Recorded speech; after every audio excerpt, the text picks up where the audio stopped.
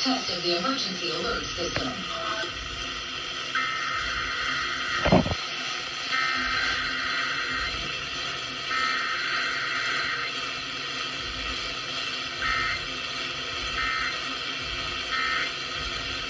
This station is testing its emergency alert system equipment. The EAS will provide timely emergency warnings.